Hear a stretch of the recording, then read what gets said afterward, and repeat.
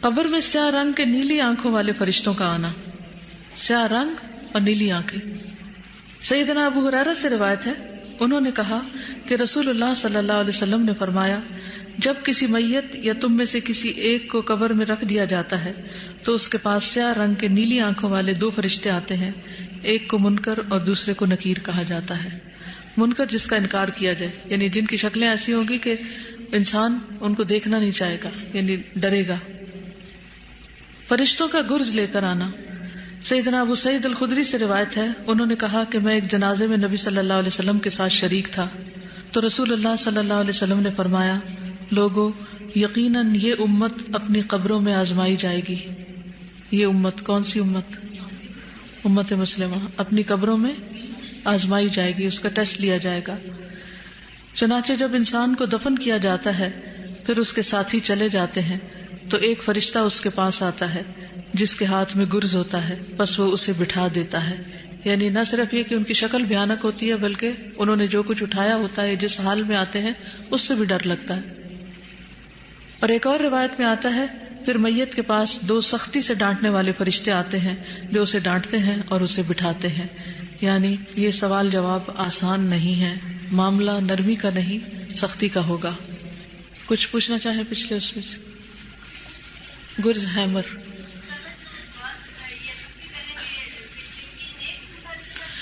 یعنی کہ ان کا گیٹ اپ یا ان کا جو آؤٹ لک ہے وہ اس طرح کا ہوگا، یعنی جیسے آپ دیکھیں کہ مخصوص افراد کو دیکھ کر ایک خوف آتا ہے نا، مثلاً جو آن ڈیوٹی ہوتے ہیں، جیسے پولیس کو دیکھ کے ہمارے ہاں عموماً کیا ہوتا ہے، وہ نہ بھی کچھ کہیں تو کیا ہوتا ہے، آپ گاڑی چلا رہے ہو، آپ بالکل صحیح لین میں ہو، صحیح رفتار میں ہو، سب ٹھیک کر رہے ہو، لیکن ایک دم پولیس کی گاڑی آپ کے ساتھ آ جائے تو کوئی کیفیت بدل جاتی ہے نا، یعنی ایک احساس بدل جاتا ہے، چونکہ ایک ٹیسٹ ہے، ایک امتحان ہے۔ تو دنیا میں بھی جب آپ امتحان دیتے ہیں، اگر آپ مثلاً پارے کا امتحان دے رہے ہیں اور آپ کو سارے کا سارا پکا یاد ہے، پھر بھی ٹیسٹ دیتے وقت کیفیت کیا ہوتی ہے؟ جی ڈر لگتا ہے نا، امتحان لینے والوں سے ڈر لگتا ہے نا۔ کبھی آپ نے وائوا دیا، آپ کو سب کچھ بھی آتا ہو، آپ پوری تیاری سے گئے ہو، پڑھ کر گئے ہو، لیکن جو وائوا لینے والا ہے اس کو فیس کرنا کیسا ہوتا ہے؟ مشکل ہوتا ہے، کیونکہ ان کے چہروں پر اسمائل نہیں ہوتی، ایک سنجیدگی ہوتی ہے۔ تو مومن کے لیے بھی یہ وقت ایک آزمائش کا وقت ہے، ایک امتحان کا وقت ہے۔ قبر کے سوال و جواب، سوالات سے پہلے نماز کی آزمائش۔ سیدنا ابو ہریرہ نبی صلی اللہ علیہ وسلم سے روایت کرتے ہیں کہ آپ نے فرمایا، قبر میں دفن کرنے کے بعد اسے کہا جاتا ہے کہ بیٹھ جاؤ، اٹھ کے بیٹھو، سو وہ بیٹھ جاتا ہے۔ اس کے لیے سورج کی شکل بنا دی جاتی ہے گویا کہ وہ غروب ہونے کے قریب ہے، یعنی قبر میں ایسی روشنی ہوتی ہے جیسے سورج ڈھل رہا ہو، شام ہو رہی ہو۔ وہ کہتا ہے، تم بتاؤ اس شخص کے بارے میں تم کیا کہتے ہو جو تم سے پہلے تھا، اور تم اس پر کیا گواہی دیتے ہو؟ یعنی نبی صلی اللہ علیہ وسلم کے بارے میں سوال کیا جاتا ہے۔ وہ کہتا ہے، مجھے چھوڑ دو کہ میں نماز پڑھ لوں۔ کیوں کہتا ہے؟ دنیا میں اس کو نماز کی فکر ہوتی تھی، تو وہاں بھی وہ کہتا ہے کہ مجھے چھوڑ دو میں نماز پڑھ لوں۔ وہ کہتے ہیں، یقیناً تم ایسا کرو گے، پہلے ہمیں اس کے بارے میں خبر دو، یعنی اس کی مرضی نہیں کرنے دیتے بلکہ کہتے ہیں ہماری بات کا جواب دو جس کے بارے میں ہم تم سے سوال کر رہے ہیں، یعنی جو سوال تم سے کیا جا رہا ہے اس کا جواب دو، نماز بعد میں۔ تو یہ سین ہے قبر کے سوالوں کے وقت قبر کا، یعنی اندر کا منظر۔ قبر مومن کی آخری آزمائش۔ سیدنا براء بن عازب رسول اللہ صلی اللہ علیہ وسلم سے روایت کرتے ہیں کہ آپ صلی اللہ علیہ وسلم نے فرمایا، فرشتہ اس میت کو ڈانٹتے ہوئے پوچھتا ہے، تیرا رب کون ہے؟ تیرا دین کیا ہے؟ تیرا نبی کون ہے؟ اور یہ آخری آزمائش ہے جو مومن پر پیش کی جاتی ہے، یعنی ڈانٹ کے سوال کیے جائیں گے، لیکن یہ آخری امتحان ہے۔ یہ وہی موقع ہے جس کے بارے میں اللہ عز و جل فرماتے ہیں، اللہ مومنوں کو ایک مضبوط بات کے ساتھ دنیا کی زندگی میں اور آخرت میں ثابت قدم رکھتا ہے، یعنی وہ اس گھبراہٹ کے وقت جم جائیں گے کیونکہ وہ دنیا میں جمے رہے۔ اس وقت ماشاءاللہ آپ میں سے کچھ لوگوں کا جیسے حدیث کورس ختم ہو رہا ہے، تعلیم القرآن کورس ختم ہو رہا ہے، تجوید کورسز ختم ہو رہے ہیں، یہاں آپ کو ایک پروٹیکٹڈ ماحول ملا ہوا تھا، لیکن اب آپ پھر دنیا میں واپس لوٹیں گے۔ اگر جو کچھ آپ نے سیکھا ہے اس پر باہر نکل کر بھی عمل کرتے رہے اور جو اپنے ساتھ وعدے کیے ہیں آپ نے ان پر پورا اترتے رہے، تو انشاءاللہ اس زندگی کے بعد اگلی زندگی میں بھی ان سوالوں کے جواب دے سکیں گے انشاءاللہ۔ تو استقامت بہت ضروری ہے، نیکی کے ان کاموں کو تھام کے رکھنا ضروری ہے۔ اس کے لیے عام طور پر مشکل یہ ہوتی ہے کہ انسان کے پاس ماحول نہیں ہوتا، تو ماحول بنائے یا کسی بنے ہوئے ماحول کے ساتھ اٹیچڈ ہو جائے۔ تنہا بھیڑ کو بھیڑیے کھا جاتے ہیں۔ یہ معاشرے کے اندر اتنی خرابیاں ہیں کہ اگر آپ قرآن و سنت کو تھام کے نہیں رکھتے یا ایسے لوگوں کے ساتھ جڑ کے نہیں رہتے، جبکہ نبی صلی اللہ علیہ وسلم کو بھی حکم دیا گیا، آج آپ نے سورۃ کہف پڑھی ہوگی، وَاصْبِرْ نَفْسَكَ مَعَ الَّذِينَ يَدْعُونَ رَبَّهُمْ بِالْغَدَاةِ وَالْعَشِيِّ يُرِيدُونَ وَجْهَهُ وَلَا تَعْدُ عَيْنَاكَ عَنْهُمْ تُرِيدُ زِينَةَ الْحَيَاةِ الدُّنْيَا وَلَا تُطِعْ مَنْ أَغْفَلْنَا قَلْبَهُ عَنْ ذِكْرِنَا وَاتَّبَعَ هَوَاهُ وَكَانَ أَمْرُهُ فُرُطًا۔ کیا یاد دہانی کرائی گئی ہے؟ وَاصْبِرْ نَفْسَكَ، استقامت کا طریقہ کیا ہے؟ جوڑ کے رکھو، جما کے رکھو نفسک، اپنے نفس کو، وَاصْبِرْ نَفْسَكَ مَعَ الَّذِينَ، ان لوگوں کے ساتھ، یعنی ایسے لوگوں کے ساتھ جڑے رہو، يَدْعُونَ رَبَّهُمْ، جو اپنے رب کو پکارتے ہیں، بِالْغَدَاةِ وَالْعَشِيِّ، صبح و شام، اللہ کا ذکر کرنے والوں کے ساتھ جڑے رہو۔ کیسے جڑے رہیں گے؟ علم کے حلقے، علم کی مجلسیں، اور ایسے لوگوں سے دوستی جو واقعی جینوئنلی اللہ کا ذکر کرنے والے ہوں، ان کے ساتھ تعلق، اور ایفرٹ کر کے ایسی جگہوں پہ پہنچنا، ان لوگوں کی مجلس اختیار کرنا۔ آپ دیکھیں گے تھوڑی ہی دیر میں سارا زنگ اتر جائے گا۔ اور اگر آپ نے چھوڑ دیا یہ سب کچھ، علم کی مجلسیں اور علم کے حلقے چھوڑ دیے، تو آہستہ آہستہ دنیا کا رنگ چڑھ جائے گا، جس کو اتارنا اکیلے بڑا ہی مشکل ہوگا۔ دنیا کے فتنوں کا مقابلہ کرنا اکیلے میں بہت مشکل ہے، اس کے لیے اگر سب کے ساتھ مل کر انسان مقابلہ کرے تو آسان ہوتا ہے۔ تو یدعون ربہم بالغداۃ والعشی یریدون وجہہ، اور یہ کون لوگ ہیں؟ پہچان کرا دی گئی، کیا؟ جو اپنے رب کا چہرہ چاہتے ہیں، اللہ کا دیدار چاہتے ہیں، یعنی آخرت کی فکر کرتے ہیں اور وہاں اپنے رب کی رضامندی چاہتے ہیں۔ اور اگر یعنی ترید زینت الحیات الدنیا، کیا انہیں چھوڑ کر تم دنیا کی زندگی کی رونق اور زینت جو ہے وہ تم چاہتے ہو؟ کیونکہ انسان دین والوں سے کیوں ملنا چھوڑتا ہے؟ کیونکہ وہ دنیا والوں کی کمپنی کو انجوائے کرنے لگتا ہے، ہر وقت کپڑے، زیور، کھانے پینے اور ادھر ادھر کی باتیں، ایک غفلت کی زندگی، پھر اس کا دل ایمان والوں میں، دین والوں میں نہیں لگتا۔ تو اللہ تعالیٰ فرماتے ہیں وَلَا تُطِعْ مَنْ أَغْفَلْنَا قَلْبَهُ، مت اطاعت کرو اس کی جس کے دل کو ہم نے غافل کر دیا، عن ذکرنا، اپنے ذکر سے۔ تو جو غافل لوگ ہیں ان کی مجلس زیادہ دیر تک نہیں، کیونکہ واسطہ تو آپ کو پڑے گا ہی۔ تو اس کا حل یہ ہے کہ انہیں بھی دین کی طرف بلا لیں۔ یعنی بعض جگہ ایسی ہے نا کہ جہاں آپ اکیلے ہوں گے، کوئی بھی آپ کو اپنے سوا ایسا نہیں ملے گا کہ جس سے آپ اپنے دل کی بات کر سکیں، تو ایک تو اپنے رب سے باتیں کرنا سیکھیں، کتابوں کے ساتھ تعلق رکھیں، علم کی مجلسوں کے ساتھ تعلق رکھیں۔ کسی بھی اچھی کتاب کا مطالعہ ایسے ہے جیسے کسی عالم کی صحبت۔ بعض اوقات ہم یہ رونا روتے رہتے ہیں نا، ہم کدھر جائیں؟ اگر آپ بخاری پڑھ رہے ہیں تو کس کی صحبت میں ہیں؟ امام بخاری۔ تو جب آپ دیکھیں کہ ہر طرف دنیا ہی دنیا ہے تو حل کیا ہے؟ کیا کریں؟ یہ کتابیں کس لیے خریدی؟ بس کورس کرنا تھا، اور کورس کر کے بس اب رکھ دیں گے شیلف پر کے مٹی پڑتی رہے؟ یہ آپ کی ساتھی ہیں، آپ ان کو دوبارہ بھی کھولیں گے، دوبارہ پڑھیں گے، اور جس وقت آپ اس کو پڑھیں گے تو کیا ہوگا؟ گویا آپ ان کی صحبت میں چلے گئے۔ بخاری آپ کی مکمل نہیں ہوئی، جتنی بھی پڑھی گئی، اس کے بعد جو باقی رہتی ہے اس کو خود سے پڑھنے کی کوشش کریں، اپنے علم کو سٹاپ نہیں لگائیں۔ اسی طرح اور بھی اچھی اچھی کتابیں موجود ہیں، آپ میں سے بہت سے لوگوں نے ماشاءاللہ اچھی کتابیں خریدی بھی ہوں گی، لیکن ہوتا کیا ہے، گھر جاتے ہیں، شادی رشتے کی باتیں ہونے لگتی ہیں، پھر رشتہ آ رہا ہے، جا رہا ہے، پھر منگنیوں کے چکر، پھر اس کے بعد شادیوں کی تیاریاں، اور وہ لامتناہی سلسلے بازاروں کے، اور اتنے میں یہ سارا علم ضائع ہو کر رہ جاتا، سب واش آؤٹ ہو جاتا ہے۔ نتیجہ کیا ہوتا ہے؟ ہم پھر اسی غفلت کی دنیا میں لوٹ جاتے ہیں، اور ہمارے ارد گرد لوگ جن کو ان میں سے کسی بھی بات کی خبر نہیں کہ کل کیا ہونے والا ہے ہمارے ساتھ، اور یہ یقینی حق ہے جو کہ پیش آنے والا ہے۔ تو اللہ تعالیٰ نے صاف راستہ بتا دیا، وَلَا تُطِعْ مَنْ أَغْفَلْنَا قَلْبَهُ عَنْ ذِكْرِنَا، جس کے دل کو ہم نے اپنے ذکر سے غافل کر دیا اس کی بات مت مانو، وَاتَّبَعَ هَوَاهُ، اور وہ اپنی خواہشات کی پیروی کرتا ہے، وَكَانَ أَمْرُهُ فُرُطًا، اور اس کا معاملہ بکھرا ہوا ہے، حد سے بڑا ہوا ہے۔ اللہ نے جس کام کے لیے پیدا کیا ہے اگر وہی نہیں کیا تو پھر کیا کیا؟ یہ بتائیے مجھے۔ جو مرضی کارنامے کر جائیں دنیا میں، لیکن اگر اللہ کی عبادت نہیں کی تو ناکام ہی ناکام ہے۔ اللہ کسی کارنامے کو نہیں دیکھنے والا۔ اللہ تعالیٰ کے بارے میں سوال، فرشتوں کے مومن سے سوالات، ربوبیت سے متعلق سوال، سیدنا براء ابن عازب رسول اللہ صلی اللہ علیہ وسلم سے روایت کرتے ہیں کہ آپ صلی اللہ علیہ وسلم نے فرمایا، اور جب میت کی روح اس کے جسم میں لوٹائی جاتی ہے تو اس کے پاس 2 فرشتے آتے ہیں، پھر وہ دونوں اسے بٹھاتے ہیں، پھر وہ دونوں اس سے کہتے ہیں تمہارا رب کون ہے؟ تو وہ کہتا ہے میرا رب اللہ ہے۔ اگر آپ دنیا میں رب کو پہچان جائیں گے انشاءاللہ تو وہاں جواب دینا مشکل نہیں ہوگا۔ عبودیت سے متعلق سوال، ڈال لیجیے اس میں، عبودیت۔ سیدنا انس بن مالک نبی صلی اللہ علیہ وسلم سے روایت کرتے ہیں کہ آپ صلی اللہ علیہ وسلم نے فرمایا، بے شک مومن جب اپنی قبر میں رکھا جاتا ہے تو اس کے پاس فرشتہ آتا ہے اور اس سے کہتا ہے تم کس کی عبادت کرتے تھے؟ پس اگر اللہ نے اسے ہدایت دی ہوتی ہے تو وہ کہتا ہے میں اللہ کی عبادت کرتا تھا۔ بس ولا یشرک بعبادت ربہ احدا، ریاکاری سے بھی اپنے آپ کو ہمیں بچانا ہے کہ کچھ بھی کریں لوگوں کو خوش کرنے کے لیے نہیں، اپنی نمازوں کی حفاظت، یہ نہیں کہ اپنے خاندان میں یا اپنے سب کے اندر بی بی کہلوانے کے لیے یا نیک پاک کوئی بننے کے لیے یا لوگوں کے اوپر کوئی امپریشن ڈالنے کے لیے کہ ہم بڑے اچھے ہیں، نہیں۔ اگر یہ خیال آئے بھی تو اسے جھٹک دیں کہ پتہ نہیں اللہ کی نگاہوں میں میرا کیا مقام ہے۔ عقیدے سے متعلق سوال، سیدنا ابو ہریرہ سے روایت ہے، نبی صلی اللہ علیہ وسلم سے روایت کرتے ہیں کہ آپ صلی اللہ علیہ وسلم نے فرمایا، پس اسے کہا جاتا ہے کیا تو نے اللہ کو دیکھا ہے؟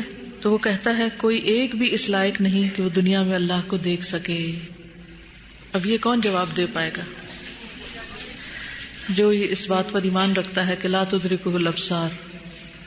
فرشتوں کا مومن کو جواب، سیدنا ابو ہریرہ نبی صلی اللہ علیہ وسلم سے روایت کرتے ہیں کہ آپ صلی اللہ علیہ وسلم نے فرمایا، تو اس کے لیے جہنم کی طرف ایک دریچہ کھولا جاتا ہے، پھر وہ دیکھتا ہے کہ آگ کا باز اس کے باز کو توڑ رہا تھا، یعنی ایک دوسرے کے اندر شعلے گھس رہے ہیں۔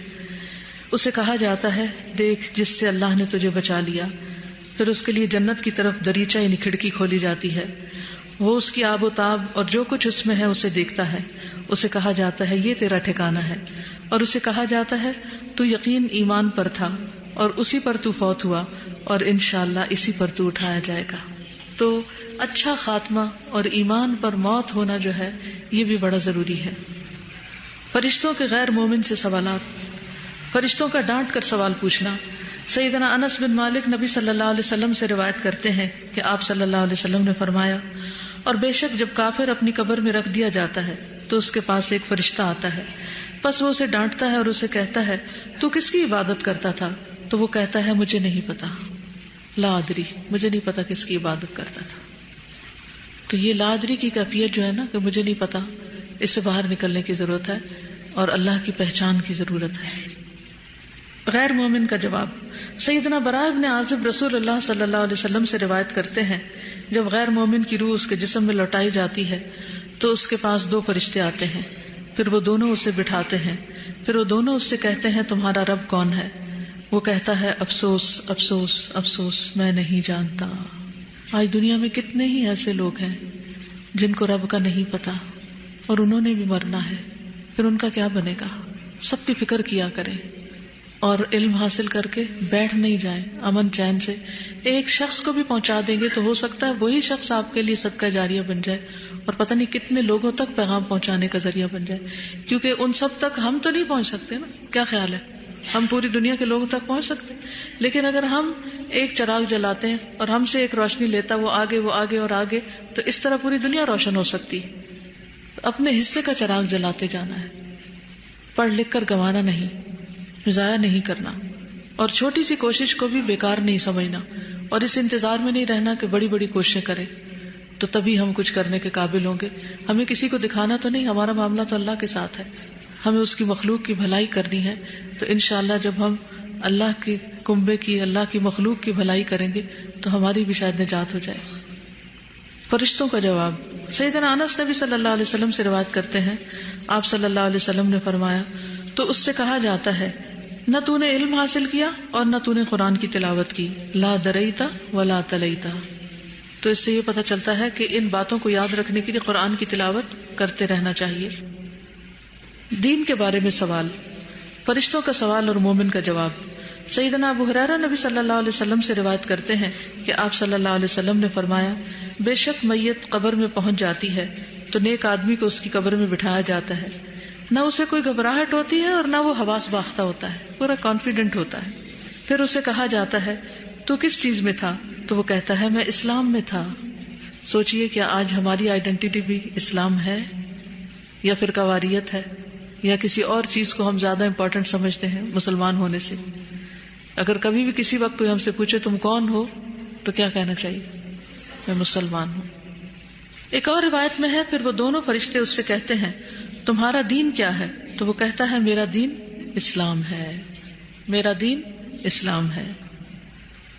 سیدنا ابو ہریرہ نبی صلی اللہ علیہ وسلم سے روایت کرتے ہیں کہ آپ نے فرمایا برے آدمی کو اس کی قبر میں بٹھایا جاتا ہے، برے آدمی کو اس کی قبر میں بٹھایا جاتا ہے تو وہ گھبرایا ہوا اور بدحواس ہوتا ہے، کیونکہ اس نے کبھی نہ سوچا نہ سمجھا نہ تیاری کی نہ کچھ پڑھا نہ لکھا۔ پھر اسے کہا جاتا ہے تو کس چیز میں تھا، کیا کر رہا تھا؟ تو وہ کہتا ہے مجھے نہیں پتا، لا ادری لا ادری۔ یہ غفلت کا انجام ہے، یہ علم نہ سیکھنے کا انجام ہے۔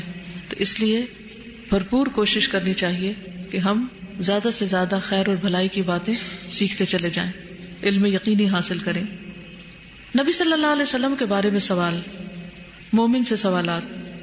سیدہ اسماء سے روایت ہے، وہ کہتی ہیں کہ نبی صلی اللہ علیہ وسلم نے اللہ کی تعریف کی اور اس کی ثنا بیان فرمائی، پھر فرمایا کوئی ایسی چیز نہیں جو مجھے دکھلائی نہ گئی ہو، یعنی جس کی میں نے تمہیں خبر دی ہے وہ سب مجھے بتایا گیا، دکھایا گیا، مگر میں نے اسے اپنی اس جگہ سے دیکھ لیا ہے، یہاں تک کہ جنت اور دوزخ کو بھی، اور مجھ پر وحی کی گئی ہے کہ بے شک تم اپنی قبروں میں آزمائے جاؤ گے فتنہ دجال کے مثل یا اس کے قریب قریب، یعنی سخت قسم کا امتحان ہے۔ راوی کہتے ہیں مجھے یاد نہیں کہ اسماء نے مثل یا قریب میں سے کون سا لفظ بولا۔ اس سے کہا جائے گا کہ اس آدمی کے بارے میں تمہارا کیا علم ہے؟ تو جو ایمان والا یا یقین والا ہوگا۔ راوی کہتے ہیں مجھے یاد نہیں کہ اسماء نے، اسماء اس حدیث کی راویہ ہیں، ان دونوں میں سے کون سا لفظ بولا۔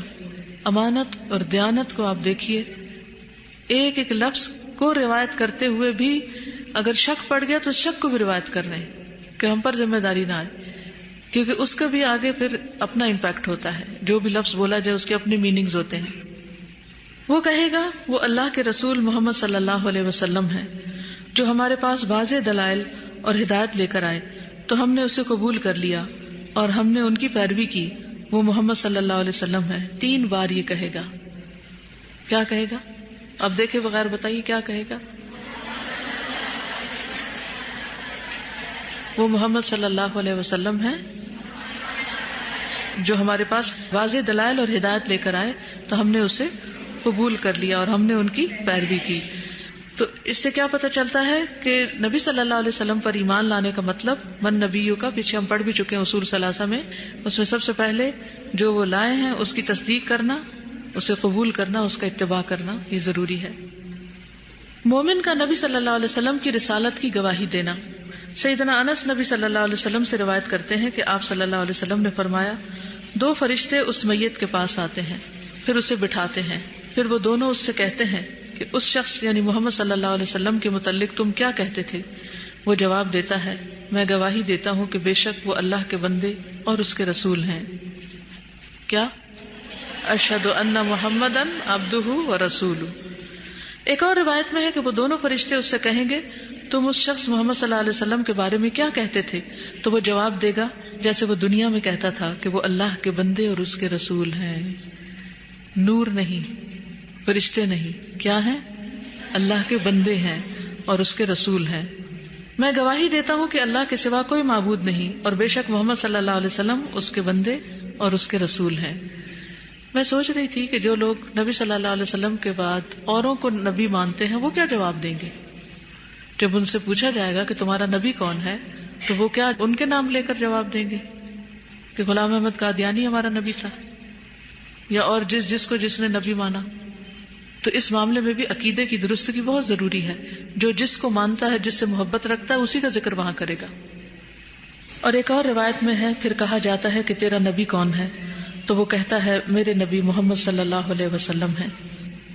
مومن کا نبی صلی اللہ علیہ وسلم کی لائی ہوئی وحی کی تصدیق کرنا۔ سیدنا ابو ہریرہ نبی صلی اللہ علیہ وسلم سے روایت کرتے ہیں کہ آپ نے فرمایا تو اس سے کہا جاتا ہے یہ آدمی کون ہے؟ تو وہ کہتا ہے محمد اللہ کے رسول ہیں صلی اللہ علیہ وسلم جو ہمارے پاس اللہ کی طرف سے واضح دلائل لے کر آئے، تو ہم نے ان کی تصدیق کی۔ ایک اور روایت میں ہے پس وہ کہتا ہے کہ وہ محمد ہے، میں گواہی دیتا ہوں کہ بے شک وہ اللہ کے رسول صلی اللہ علیہ وسلم ہے اور بے شک وہ اللہ کے پاس سے حق لے کر آئے تھے۔ فرشتوں کا مومن کو جواب۔ سیدنا ابو ہریرہ سے روایت ہے، انہوں نے کہا کہ رسول اللہ صلی اللہ علیہ وسلم نے فرمایا تو وہ دونوں فرشتے کہیں گے یقیناً ہمیں معلوم تھا کہ تو یہی جواب دے گا، ہمیں پتا تھا کہ تم یہی کہنے والے ہو، کیونکہ اس کا لائف سٹائل اور اس کا جو طریقہ ہے وہ اس کے عمل سے ظاہر ہو رہا ہے۔ ایک اور روایت میں ہے تو اس کو کہا جائے گا تو نے اسی پر زندگی گزار دی، تو اسی پر فوت ہوا اور انشاءاللہ اسی پر تجھے اٹھایا جائے گا۔ تو یہ کنٹینیویشن ہے، جو ہمارا عقیدہ اب ہے وہی مرنے کے وقت ہوگا انشاءاللہ، اور پھر وہی قیامت کے دن بھی ہوگا۔ تو اس لیے عقیدے کی درستگی اور اصلاح کی بے حد ضرورت ہے۔ ایک اور روایت میں ہے اس کو کہا جائے گا تو مزے سے سو جا، بے شک ہم نے جان لیا کہ تو اس پر یعنی محمد صلی اللہ علیہ وسلم پر یقین رکھنے والا ہے۔ نبی صلی اللہ علیہ وسلم کے بارے میں درست جواب کے بعد کچھ نہ پوچھا جانا۔ سیدنا انس نبی صلی اللہ علیہ وسلم سے روایت کرتے ہیں کہ آپ صلی اللہ علیہ وسلم نے فرمایا پھر اس سے کہا جاتا ہے تم اس شخص کے بارے میں کیا کہتے تھے؟ تو وہ کہتا ہے وہ اللہ کے بندے اور اس کے رسول ہیں، پھر اس کے علاوہ کسی اور چیز کے بارے میں نہیں پوچھا جاتا، بس یہ آخری سوال ہوتا ہے۔ جو اس میں کامیاب ہو گیا وہ کامیاب ہو گیا، اللہ ہمیں ان میں شامل کر لے۔ غیر مومن کا لوگوں کے سنے سنائے دین کو سمجھنا۔